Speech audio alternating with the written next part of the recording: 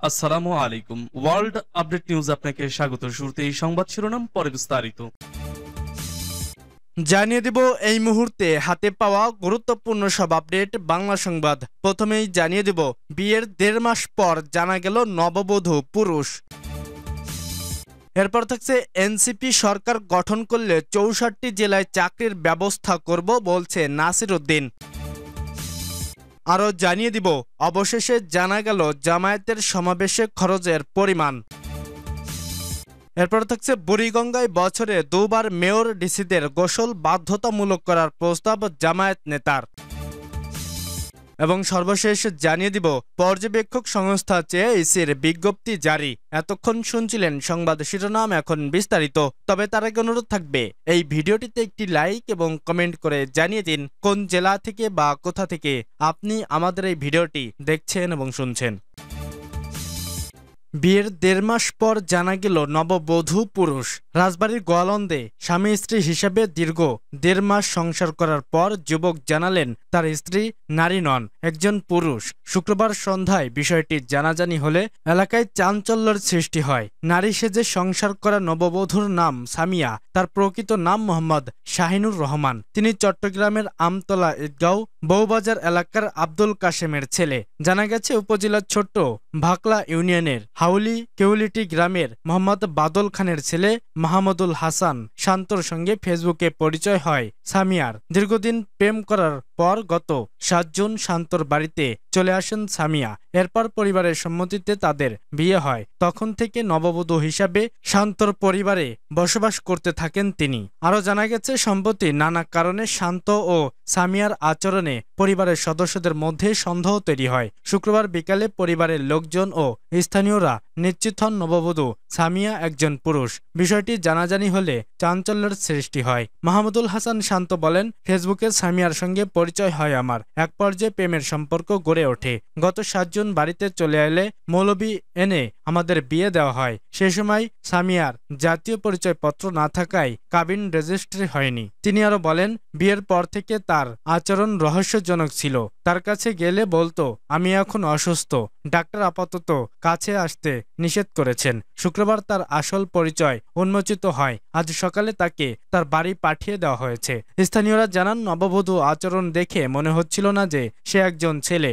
ধীরে ধীরে 1 থেকে 1.5 মাস পর বোঝা গেল সে ছেলে। সে প্রতারণা করে শান্তকে বিয়ে করছে, তার শাস্তি হওয়া উচিত। শান্তর মা মোছাম্মদ সোহাগী বলেন, একজন পুরুষ পরিবার বউ হয়ে এতদিন থাকলেও কেউ টের পায়নি। তার অভিনয় কেউ বুঝতে পারেনি যে সে ছেলে। সকালেই তাকে তার বাড়িতে পাঠিয়ে দিয়েছি। এনসিপি সরকার গঠন করলে 64 জেলায় চাকরির ব্যবস্থা করব বলছে নাসির উদ্দিন। জাতীয় নাগরিক পার্টির মুখ্য সমন্বয়ক নাসির উদ্দিন পাটোয়ারি বলেছেন, এনসিপির নেতৃত্বে জনগণের সরকার গঠন হলে 64 জেলায় চাকরির ব্যবস্থা করব। শনিবার দুপুরে মৌলভীবাজারের বেরিরপাড় পয়েন্ট দেশ গড়তে জুলাই পদযাত্রা শেষে পথসভায় এসব কথা বলেন তিনি। নাসির উদ্দিন পাটোয়ারি বলেন, চাকরির জন্য তরুণ প্রজন্ম মাঠে নেমেছিল, তাদের চাকরি হয়নি।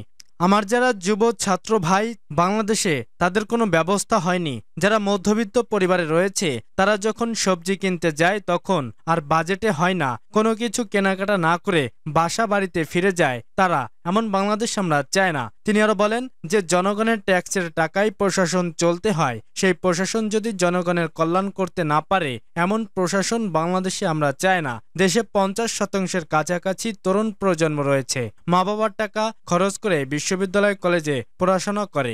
যখন দেশে একটি চাকরির জন্য ধারে ধারে ঘোরাফেরা করতে হয়, এর চেয়ে কষ্টদায়ক আর কি হতে পারে। পথসভা উপলক্ষে সকাল থেকে বিভিন্ন উপজেলা থেকে মৌলভীবাজার শহরের বেরিরপাড়ে জড়ো হতে থাকেন এনসিপির নেতাকর্মীরা। শহরের কেন্দ্রীয় শহীদ মিনারে আসেন এনসিপির কেন্দ্রীয় নেতারা। সেখান থেকে শুরু হয় দেশ গড়তে জুলাই পদযাত্রা। কোর্ট রোড ও শাহ মোস্তফা সড়ক প্রদক্ষিণ করে তারা যোগ দেন পথসভায়। দুপুরে সেখানে একে একে বক্তব্য দেন এনসিপির আহ্বায়ক নাহিদ ইসলাম, এনসিপির সদস্য সচিব আক্তার হোসেন ও মুখ্য সমন্বয়ক নাসির উদ্দিন পাটোয়ারি। অবশেষে জানা গেল জামায়াতের সমাবেশে খরচের পরিমাণ। রাজধানীর সোহরাওয়ার্দী উদ্যানে গত ১৯ জুলাই সবচেয়ে বড় জাতীয় সমাবেশ করে বাংলাদেশ জামায়াতে ইসলামী। সমাবেশকে কেন্দ্র করে কয়েক হাজার বাস ভাড়া নেওয়ার পাশাপাশি রিজার্ভ করা হয় লঞ্চ, ট্রেন সহ বহু যানবাহন। ব্যানার ফেস্টুনে সজ্জিত করা হয় পুরো ঢাকা। তাই অনেকের মনে প্রশ্ন, এত বড় সমাবেশ করতে কত টাকা খরচ হয়েছিল জামায়াতের? সোশ্যাল মিডিয়ায় অনেকেই আবার খরচের পরিমাণ ১০০ থেকে ২০০ কোটি ছড়িয়েছে বলেও দাবি করছেন। অবশেষে বিষয়টি নিয়ে কথা বলছেন খোদ জামায়াতের আমির ডক্টর শফিকুর রহমান। শুক্রবার রাজধানীতে জামায়াতের রোকন সম্মেলনের একটি ভিডিও সামাজিক যোগাযোগ মাধ্যমে ছড়িয়ে পড়েছে। সেখানে তিনি ডক্টর শফিকুর রহমান বলেন, ঢাকায় এত বড় একটা সমাবেশ হয়ে গেল, আমরা কি কাউকে চাঁদা তুলতে বলেছি?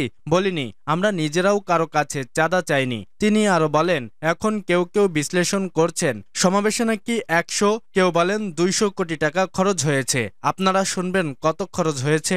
অবশ্যই রোকন হিসাব আপনাদের জানার অধিকার রয়েছে। আমার ধারণা ছিল ৩.৫ কোটিতে আটকেই ফেলাতে পারবো, একটু এদিক সেদিক হবে।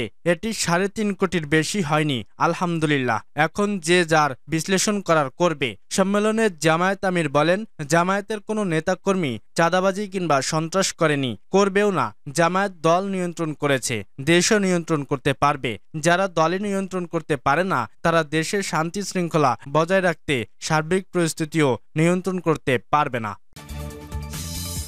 বুড়িগঙ্গায় বছরে ২ বার মেয়র ডিসিদের গোসল বাধ্যতামূলক করার প্রস্তাব জামায়াত নেতার। রাজধানী ঢাকার নদী ও খালগুলোর দূষণ রোধে ব্যতিক্রম এক প্রস্তাব দিয়েছেন বাংলাদেশ জামায়াতে ইসলামীর সহকারী সেক্রেটারি জেনারেল অ্যাডভোকেট এহসানুল মাহবুব জুবায়ের। তিনি বলেছেন, আমরা ঢাকার ৪টি নদী বিশেষ করে বুড়িগঙ্গা পরিষ্কার রাখতে চাইলে মেয়র ও রাজনীতিবিদদের নেতৃত্বে বছরে অন্তত ২ বার এ নদীতে গোসল করতে হবে। Mayor, MP, DC, SP, DIG, commissioner, মন্ত্রী সবাই মিলে যদি বছরে ২ বার নদীতে গোসল করেন, তাহলে মানুষ তা দেখে উৎসাহিত হবে এবং ইনশাল্লাহ নদীগুলো আপনাতেই পরিষ্কার হয়ে যাবে। শনিবার সকালে রাজধানীতে এক আলোচনা সভায় এসব কথা বলেন অ্যাডভোকেট এহসানুল মাহবুব জুবায়ের। বাংলাদেশ জামায়াতে ইসলামীর এ নেতা বলেন, সরকার আসে, সরকার যায়, কিন্তু নদীর দূষণ কমে না, বরং দিন দিন বাড়ছে। তাই আমাদের এখনই উদ্যোগ নিতে হবে। তিনি বলেন, ইউরোপ বা চীনের নদীগুলো এত পরিষ্কার কেন? কারণ সেখানে রাজনৈতিক নেতা, প্রশাসনিক কর্মকর্তা থেকে শুরু করে সবার অংশগ্রহণে নদীতে গোসল হয়। যদি নদীর পানি পরিষ্কার না থাকে, তাহলে মেয়র থাকতে পারে না।